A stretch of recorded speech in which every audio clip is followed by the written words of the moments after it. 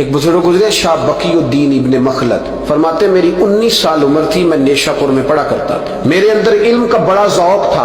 ایک استاذ کے پاس جب میں پڑھنے گیا تو میرے استاد مجھے فرمانے لگے کہ بیٹے تیرا ظرف بڑا ہے اور میرا علم چھوٹا ہے، تو کسی بڑے عالم کے پاس جا۔ اپنے استاد سے کہا کہاں جاؤں؟ تو کہنے لگے اگر ہو سکے نا تو بغداد شریف چلا جا، امام احمد بن حنبل کی بارگاہ میں حاضری دے۔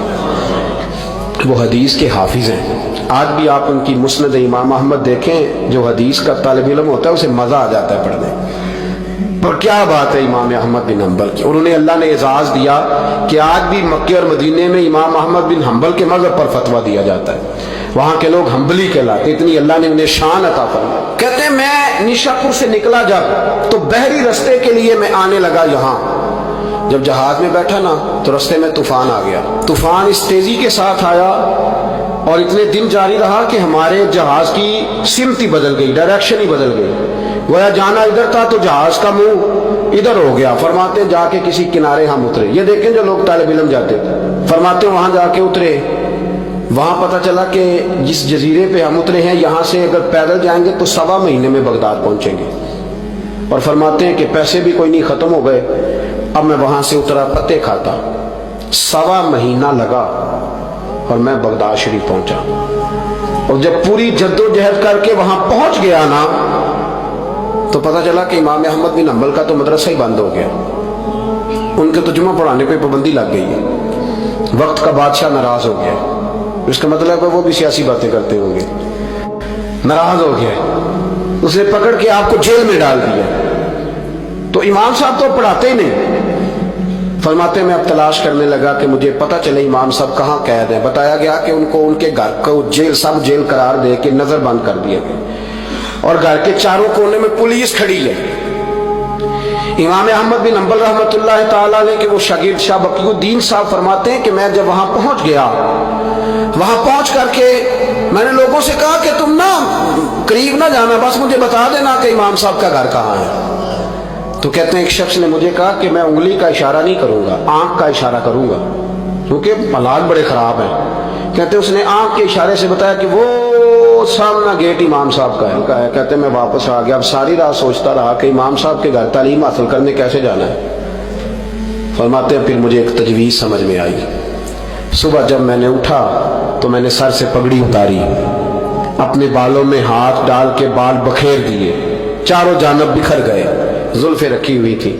فرماتے پھر میں نے اپنی قمیض کو تھوڑا سا ایک جگہ سے پھاڑا، تھوڑا سا دوسری جگہ سے پھاڑا، ٹخنوں کے قریب کر کے کہتے ہیں میں نے جا کے تھوڑی سی تہمت کو بھی پھاڑا، ہاتھ کے اندر میں نے کاسا پکڑا جیسے فقیر مانگنے والے پکڑتے ہیں۔ اب تو فقیر کہتا نا اللہ بھلا کرے، اللہ بھلا کرے، تو اس زمانے میں کہتے تھے اجرکم علی اللہ، اجرکم علی اللہ، تمہیں اللہ اجر دے، تمہیں اللہ۔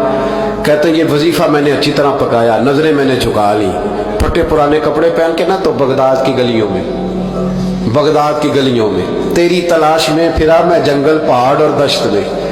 کہتے ہیں بغداد کی گلیوں میں کبھی ادھر کبھی ادھر، میں نہ وہ لیے نہ کاسا، میں گھوم رہا ہوں پھر رہا ہوں، تینوں لب دیا آپ گواچے۔ کہتے ہیں میں ڈھونڈتا پھر رہا ہوں مجنو بن کے وچ بازاراں، کدی ککھاں وانگ رلائے، کدی کہایا کنبا سارا، سر نیزے اتے چڑھائے، آزم یار مناؤن دی خاطر اساں کی پیس بٹائے۔ فرماتے ہیں کہ وہ کاسا لیے تو میں نکلا، سپاہی کھڑے تھے، ان سے بھی میں نے کہا اجرکم علی اللہ۔ کہتے ہیں ایک دینار انہوں نے بھی میرے کاسے میں ڈالا۔ پھر امام احمد بن حنبل کا دروازہ آیا تو میں نے دروازے پہ کھڑے ہو کہا اجرکم علی اللہ، اجرکم علی اللہ، اجرکم علی اللہ۔ کہتے میرا جوش ہی بدل گیا۔ امام صاحب نے جھٹ سے دروازہ کھولا، خوبصورت امامہ اور خوبصورت چہرہ، کہتے ہیں ان کا چہرہ دیکھا تو میرے آنسو ہی بہہ گئے، اور امام صاحب نے جب 1 دینار میرے پیالے میں ڈالا تو میں رو پڑا۔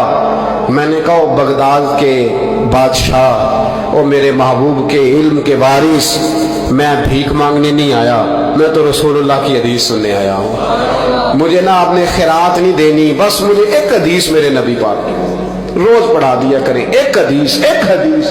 یہاں تو ہر جمعہ پڑھائی جاتی ہے نا، وقت نہیں ہوتا، لوگ دیر سے آتے۔ کہا ایک حدیث آپ نے پڑھانی ہے۔ شاہ بقی الدین صاحب کہتے ہیں امام صاحب نے میرا چہرہ دیکھا تو خوشی سے کھل اٹھے، فرمانے لگے تو کیسے آئے گا؟ کہا حضور بھکاری بن کے۔ میں خیرات مانگنے آؤں گا، یہ بھی تو خیرات ہی ہے نا، مصطفیٰ کریم کے نام کی خیرات مانگنا۔ حضور آپ نے ایک حدیث پڑھانی ہے، سنیں۔ شاہ بقی الدین کہتے ہیں میں پورا سال بھکاری بن کے جاتا رہا، یہ جذبہ، یہ شوق، پورا سال بھیک مانگنے کی غرض۔ یہاں تو ہمیں اپنے علماء میں کمزوریاں نظر آنے لگ جاتا ہے، سب ٹھیک ہے جی، وہ ایک بات نہیں ٹھیک، لہذا چھٹی، میں اب خود بہت بڑا محدث ہوں، مجھے کیا ضرورت۔ یہ کمزوری ہے، اس لیے اخلاقی رویے لوگوں کے مضبوط نہیں رہتے، اس لیے دنیا داری کی ساری باتیں آتی ہے پر دین نہیں آتا، کیونکہ ہمارا وہ شوق نہیں، وہ انداز نہیں۔ ہم کون بھکاری بننے کو تیار ہے؟ جب لوگ کاسا پکڑتے تھے تو پھر رسول اللہ کے دین کی خیرات بھی اس میں آیا کرتی تھی۔ اب کوئی کاسا ہی نہیں پکڑتا تو خیرات کیسے آتی؟ تو لوگ بحث کرنے آتے، گفتگو کرنے آتے، لینے کون آتا؟ حضرت شاہ بقی الدین کہتے ہیں میں پورا سال جاتا رہا۔ امام احمد بن حنبل مجھے فرماتے یار میں بھی سوچتا تھا کہ کہیں میرے علم کو زانگی نہ لگ جائے، دیکھو اللہ نے فضل کیا ہے، مجھے ایک طالب علم عطا فرما دیا ہے۔ فرماتے ہیں پورا سال میں جب ان کے دروازے پہ جاتا تو ایک دھیلا بھی ڈال دیتے اور مصطفیٰ کی ایک حدیث بھی سنا دیتے، اور فرماتے ہیں دنیا ساری پڑھتی ہے پر ہمارے پڑھنے کا استاد انداز یہ تھا کہ استاد پہلے امامہ باندھتے، جبہ پہنتے، اور اس قید میں نظر بندی کے عالم میں جب وہ نبی پاک کی حدیثیں سناتے تو ان کی آنکھیں آنسوؤں سے بھر جاتی، وہ روتے ہوئے تڑپتے ہوئے حدیث سنا، اور میں بھی اسی درد سے وہ بات وصول کرتا۔ فرماتے ہیں سال گزر گیا، حکمران مر گیا، فوت ہو گیا، نیا بادشاہ آیا، اس نے خود امام احمد بن حنبل کو بڑا مدرسہ بنا کے دیا، اس نے بڑی جامع مسجد میں امام صاحب کے خطبہ جمعہ کا بندوبست کیا۔ فرماتے ہیں ہزاروں طالب علم کئی ملکوں سے امام صاحب کے دروازے پر آ کے بیٹھنے لگے۔ فرماتے جب میں بھی پہنچا نا تو امام فرمانے لگے تو ذرا آگے آ جا۔ کہتے میں آگے آیا تو فرمانے لگے بھی علم تمہیں بھی دیتا ہوں، تمہیں بھی پڑھاؤں گا، مرتے دم تک پڑھاؤں گا، پر جو میرے اندر فیض کی خیرات تھی نا وہ ساری